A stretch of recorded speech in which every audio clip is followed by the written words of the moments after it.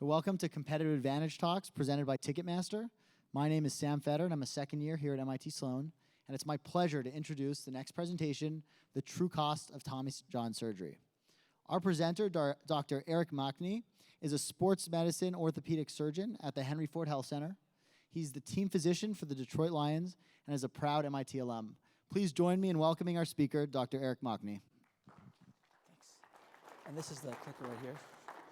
Do I need the mic right there? No. Okay.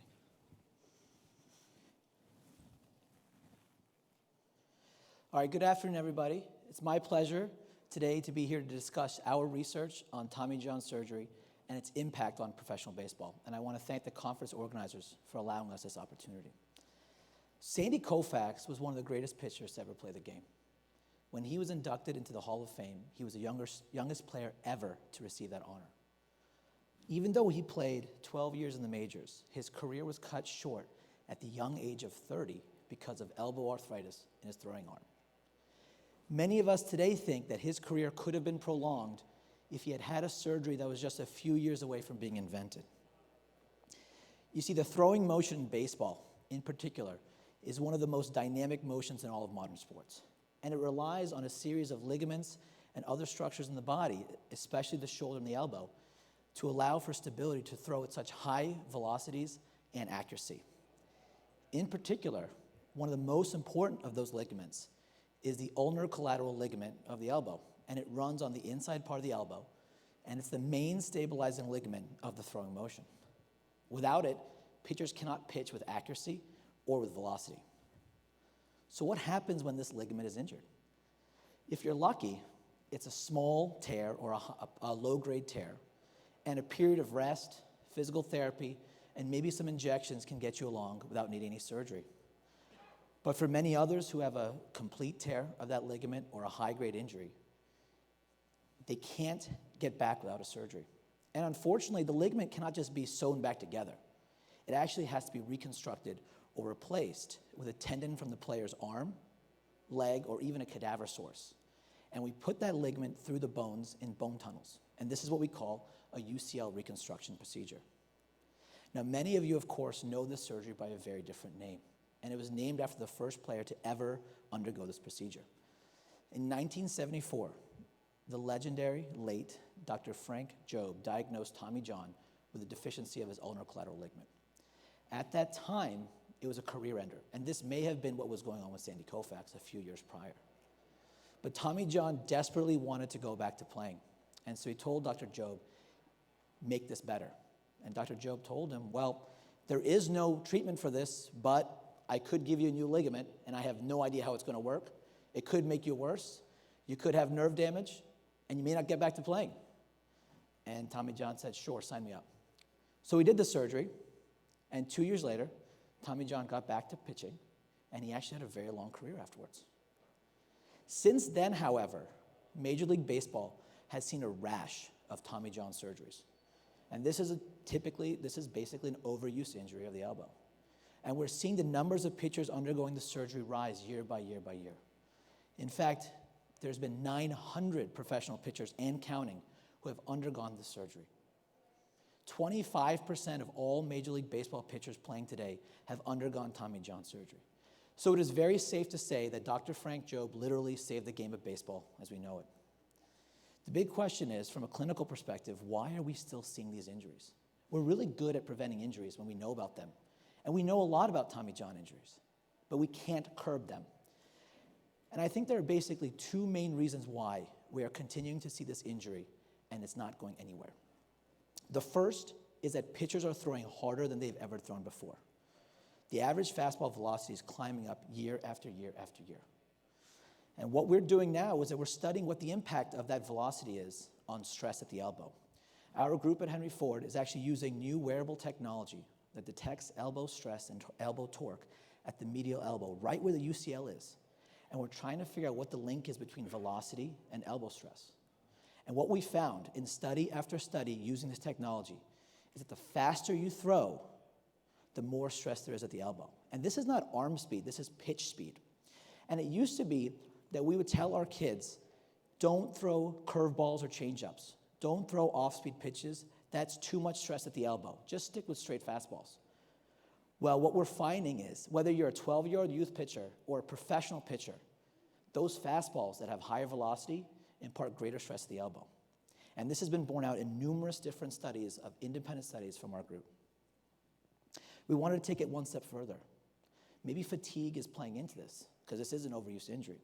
And so we did a study recently where we took a bunch of pitchers and we put them through a simulated game, a 7-inning game. And after each inning, we said, how tired are you on a score of 1 to 10? And naturally, that score went up inning by inning, which is not surprising. What we found also was that the peak fastball velocity around inning 5 started to dip. Again, that in of itself is not that surprising. What we were surprised to see was that when that stress should have come down, it actually went up. So unlike the pitchers that we tested that were not fatigued, the velocity-stress relationship totally broke down in our fatigued players. And this is a real link to how we can decipher the connection between fatigue, velocity, and elbow stress. The second reason why we're not seeing any drop in Tommy John surgeries at the professional level has nothing to do with professional sports. It's actually far more sinister. One of my colleagues sent me this picture of his kid and his Little League team. And it doesn't take a doctor to know that kids of this age should not be using ice bags to ice down their elbows after playing. It used to be back in the day that baseball players would play baseball in the spring, but then they'd play football in the fall and basketball in the winter. And we talked about this actually at the Gladwell-Epstein discussion just an hour ago. But now, people are playing sports at an earlier age year-round. So for the baseball players who are obviously using the muscles of their shoulder and elbow, they're not getting that rest. They're playing fall ball, winter ball, spring ball, summer ball, weekend ball, high school ball, travel ball, and they're pitching year-round. I give talks to a lot of facilities and leagues, junior leagues, 12-year-olds, 14-year-olds, and their parents, and these kids are playing nonstop. In fact, there's a foot of snow in Michigan. There's snow right now, and there are kids all over the area playing in indoor facilities when they should be doing something else. And what happens is this single sport specialization at an early age, before kids are skeletally mature, is causing a burnout of their muscles and their tendons. We did a study where we took 200 healthy youth baseball players. These are kids that are playing. They're not complaining of pain. And we did a survey with them when I was in residency in New York City. What we found was that 75% of players admitted to having arm pain. 25% of the kids had symptoms that were suggestive of a legitimate overuse injury. And this was the worst part. 50% of players felt that they were pressured to play despite admitting they had arm pain. They felt pressured by coaches and parents to keep playing. And this is why we're having these injuries. A colleague of mine, Chris Camp from the Mayo Clinic, just came out with this study. He found that players in the draft, before they are professionals, are undergoing Tommy John surgery at an increased rate year by year by year. In fact, up to 10% of pitchers getting drafted have already undergone Tommy John surgery. This is in high school and college. So this single sport specialization, this overuse, this burnout, is manifesting as surgeries happening earlier and earlier. My youngest baseball player I've done surgery on for Tommy John repair was 12. That's crazy. So the question we wanted to ask, and why we're here today, is what is this toll on professional sports? What does this cost the league? This is just one injury to predominantly one position. And it's easy to see that there are costs to the players and the teams, but there are other stakeholders as well. Fans that are paying premium dollar to go see their favorite pitcher not play and instead rehab in Arizona or Florida. And society who actually bears the cost and resources for taking care of these players. But let's focus on the players. What happens to these pitchers? Now, thankfully in baseball, this is a very data-driven league, and a lot of this data is publicly accessible. And this is what helped us learn about these injuries. We were told early on that Tommy John surgery works for everybody. If you have a pitcher, go get Tommy John surgery. In fact, there were studies that showed that kids wanted to get Tommy John surgery even if they didn't have pain because they wanted to come back stronger. So we looked at it. We took 150 baseball players in Major League Baseball who had Tommy John surgery, and we took a look at how they did. We looked at the 140 that were established, meaning that they pitched in 10 games or more in a given season. So these are durable guys. And we found that 20% of these established pitchers never made it to the mound in the majors ever again. And these are guys pitching in 10 games at least per year. 1 out of 3 of those guys came back, but not at that same level of durability. They maybe pitched in 1 or 2 games, and that was about it. But they never made that 10 games a year. So that's not good. How about the guys that came back? How'd they do? We found that there was a statistically significant decline in numerous pitching metrics for the players that came back. So maybe Tommy John surgery is good, but not so good. We've recently started to look at other metrics.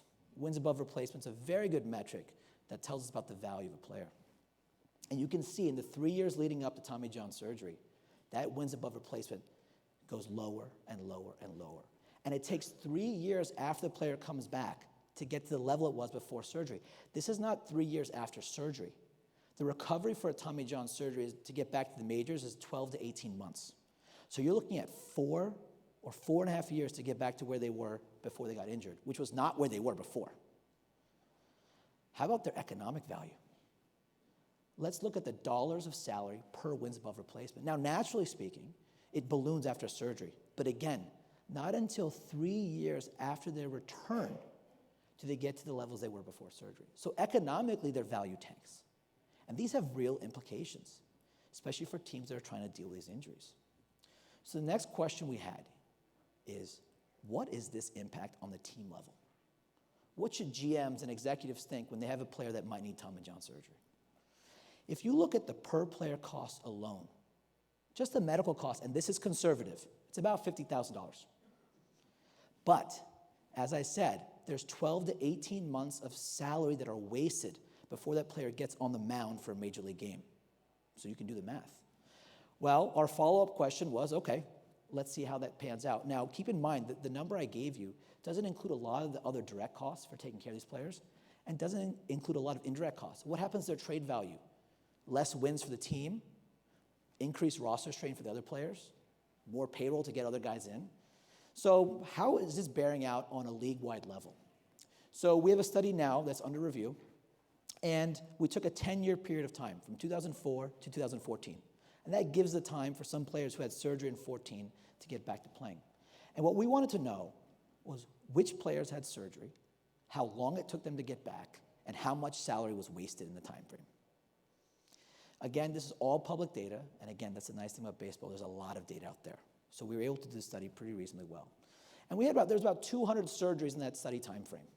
And on average, there was 180 days missed of MLB time. MLB calendar, not regular calendar, MLB calendar. About half the players were starters, half were relievers, and a small proportion were closers. And as expected, the number of surgeries trended upwards throughout the study time frame. This we know. If you look at the salary impact when we adjusted it to 2017 levels, $500 million over the time frame that is lost to salary for guys to just rehab from these Tommy John injuries. $500 million. This didn't count any medical costs, travel costs, rehab costs. These guys are flying around the country for their aftercare. Doesn't include any of the downtime they had before the surgery. Oftentimes, these guys are injured before. They go on and off the DL with forearm strain and bicep strain and muscle soreness. And then they finally realize, okay, fine, let's get the Tommy John surgery. Any big profile injury that we've heard about in the last couple of years has gone through this path. So this doesn't include any of that downtime. This is just from T0 from surgery. This doesn't include the loss of wins on the team and also the trade value of the player. So what is that number? Is it $500 million? What if we start thinking about the minor league players? We didn't include a single minor league player. All those teams have rich farm systems, and those guys are getting Tommy John too. So is the cost $1 billion over that 10 years? Is it $1.5 billion? Is it more? And I don't know, but these are really big numbers. So where are we going? How can we curb this number? Now, my job as a surgeon is to try to figure out how we can get these guys better after surgery, but more importantly, get them away from the table to begin with. And that's what our research is doing. A lot of our research on wearable tech. I give a lot of talks to kids and their parents about pitching mechanics and proper rest, and we're doing these things to try to help curb injury rates. But what if there are some other tools we can use from a business perspective to think about injury and how we can manage them? So as I told you, not everybody with a UCL injury needs to have surgery. Sometimes, if it's a low-grade injury, we can do a period of rest, physical therapy, maybe some injections, and it's about a 40 to 80% success rate, depending on the case, but it's at most a 3-month downtime, and maybe you can avoid surgery. For those who have higher grade injuries or who have failed the above, they need surgery. Now, even though it's not a perfect treatment, it's still pretty reliable, okay, with 80 to 100% success rates in different studies. But like I said, it's a year to year and a half of downtime. So I guess the question is, why not just let everybody try non-operative treatment? That would seem to make sense. Give them all a chance and see if they get better, and if you avoid surgery, that's a win. My question back to you is, what if it doesn't work? So now you've burned 3 months of rest and activity modification and physical therapy, and now they still need surgery, and instead of losing 1 season, which would have been the case if you just did surgery right away, you've now lost 2. And that's a big problem. So the question becomes, how do we know who can benefit from surgery and who won't? Now, obviously, this is a clinical problem. So most of this is done from clinical decision making, okay? But we have other tools at our disposal to look at how we can model these scenarios and maybe think a little bit outside the box with how we manage these injuries. One technique we're starting to use is expected value decision analysis. And we've written a number of studies of expected value decision analysis in other parts of orthopedic surgery. So now we're going to apply it to baseball sports medicine. What we can do is make a model with known values, unknown values, and see how we can maximize our outcomes. So we can input some of the data I've showed you. What's the likelihood of this healing with surgery or without surgery? What their likely performance is coming back, and also when the injury happened. This is a very different injury if it's happening now in spring training versus a few months before playoffs. It's a different injury for a team with their ace pitcher, but with no chance of making the playoffs, versus being right on the bubble for a playoff. So this is all stuff you can model. And you can build that model and optimize for any outcome you want. So in our example, we took 2 treatment options. The top wing is if you have surgery. The bottom wing is if you try non-operative treatment, okay? And what we want to maximize is pitcher wins above replacement. So we did a sample model with some of the inputs we put in, okay?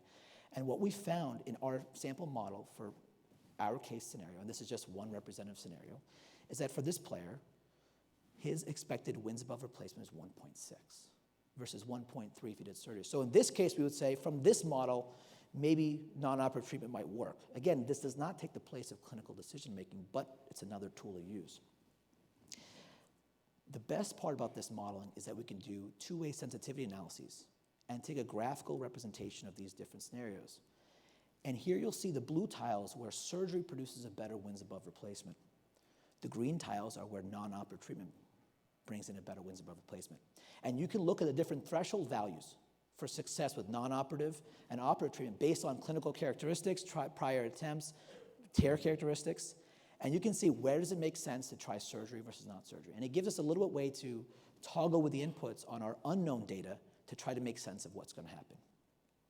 So in conclusion, UCL injuries and Tommy John surgery is truly an epidemic, not only of professional baseball, but of all baseball. These injuries have significant cost burdens to multiple stakeholders, the least of which being the players and the teams. And maybe we can use decision analysis to try to think about things a little bit differently as an adjunct to our clinical care. Thank you, and I'll take any questions if we have them. Yes? In the performance before and after the UCL reconstruction, did you control the WAR metric for the different reliever starter? Because it's a cumulative statistic, so it's harder for a reliever to... Right. For the first set of data, we controlled it with age match controls. For the second set, it wasn't controlled, but that's a good point. Yes, in the front here.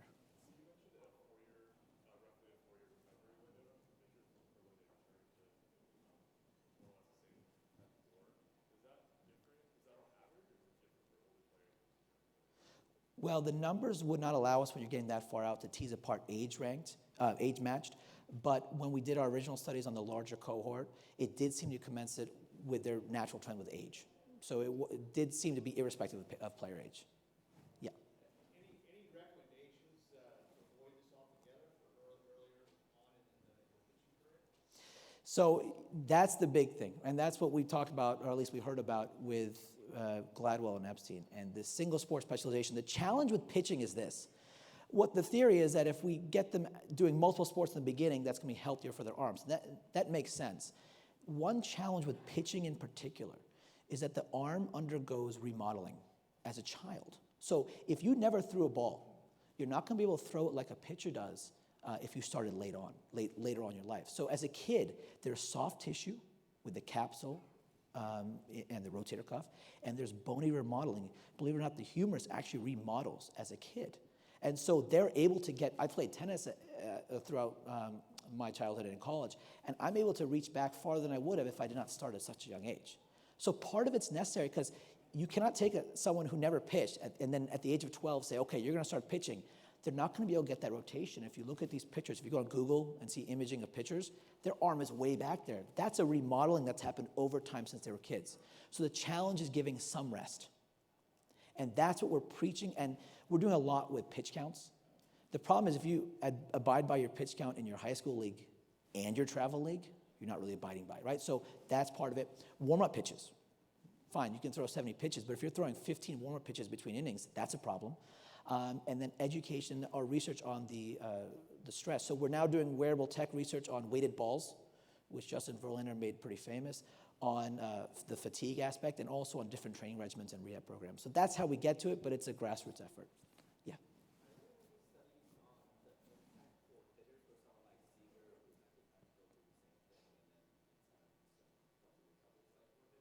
For hitters, so we've actually used this sleeve on hitters, and I've had some friends that are other Major League Baseball physicians who have players with injuries that do want to bat.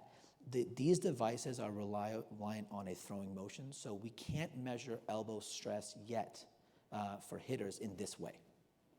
Yeah. I saw a lot of picture used in this presentation as a autonomous shoe arm, and what's the command of the angel straight limbs in the to rest him for do surgery for the off-season and use his as a designated paper.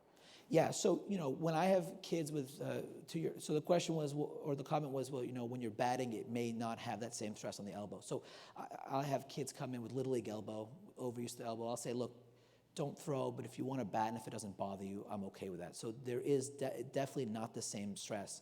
In fact, these UCL injuries, really, you're treating one position of one sport. Some other players get it, javelin throwers, gymnasts, but it's really one position of one sport. That's why pitchers overwhelmingly are the ones who need the surgery. Yeah. So one of the pictures you showed there is Chris Sale, it's very unique delivery. Have you looked into the way they throw the ball and their different windups can affect whether they get Tommy John or not? There have been studies that look at arm slot in particular and the release point, and that's what our next stage is, to look at if that release point affects torque and also affects injury risk. So the slot is one big thing, and some of the submarine throwers, the device won't pick that up, but the slot so far has not shown increased elbow stress. Yeah. So I'm assuming you're familiar with the pitch smart guidelines that Alabama USA Baseball has put out. If you looked into anything of how, because coaches can easily just ignore that and be like, oh no, you're fine, keep on throwing. Have you really thought about anything to really get coaches on board and really adhere to these guidelines? Believe it or not, I think the media pressure now is really sinking in. The first time I used to give these talks, maybe 6-7 years ago, at these baseball facilities, and you could see coaches saying, okay, pitch counts. Now when you talk to a coach, they're very attuned to it because of all this publicity. All those headlines, that's just one iota of all the headlines that are on this. So I think that's our best way of doing it, educating, but the coaches now are getting very attuned to pitch count guidelines, and they are trying to adhere more, at least that's what I'm seeing. Yeah. So at the beginning, you showed the relationship between elbow stress and velocity, and then it breaks down when they get tired. What's responsible for the torque going up while velocity is going down? So if you, I'll use an example from tennis. So when I was playing tennis growing up, when I hit a serve, I found that the lower I bent my knees and shot up, more of my force to my serve was coming from my legs and core. So when we my hypothesis is that when we're fatiguing, we're not getting the rest of the kinetic chain. Throwing is reliant on the shoulder and elbow, but the kinetic chain of throwing starts from the toes, back, core, and as those muscles fatigue, and you're trying to keep that velocity up, the arm's doing everything. And that's when most people get tired, is when the rest of the body. So what we tell, a lot of kids will ask me, or their parents, well, what can my kid do? He's 13. Can he weight lift? Can he not? And what I tell them is core body exercises, body weight exercises, not lifting like heavy weights, but planks, that kind of stuff. And that's also what we're going to start looking into as well. But that's a big thing. That's why I think that relationship breaks down. Yes? So like, if you have like longer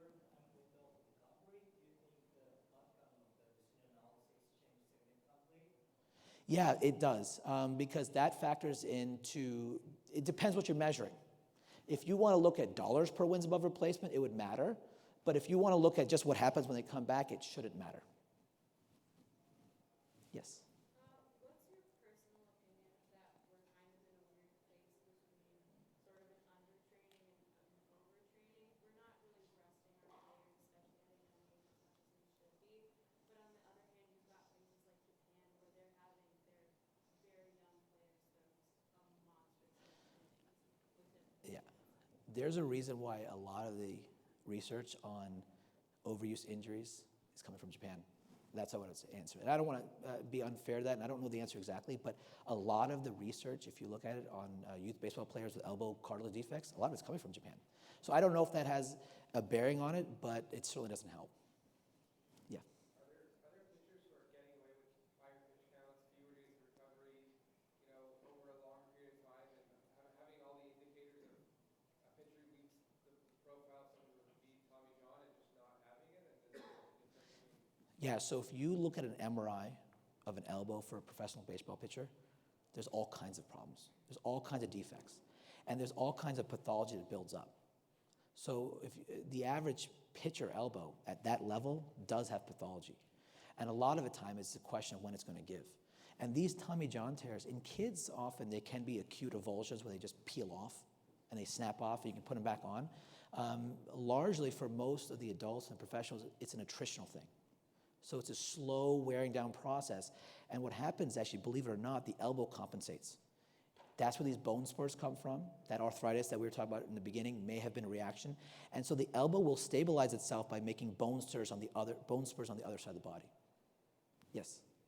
I'm struck by the fact that roughly half of, given that most of the discussion around pitch count centers on starting pitchers, half of Tommy John's occur in relievers for whom pitch counts are essentially not considered.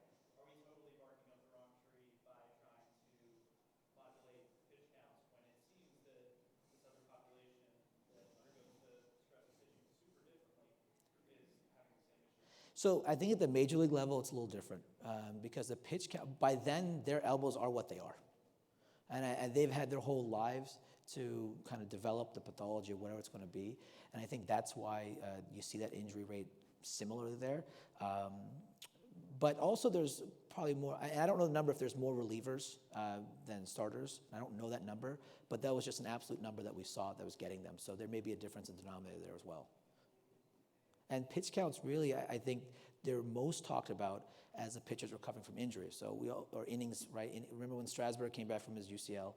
There was a whole lot of talk on do we exceed the inning count because they're on the verge of the playoffs, right? So that they try to limit that, but it's hard at that level when the damage, if it's already done, is already done.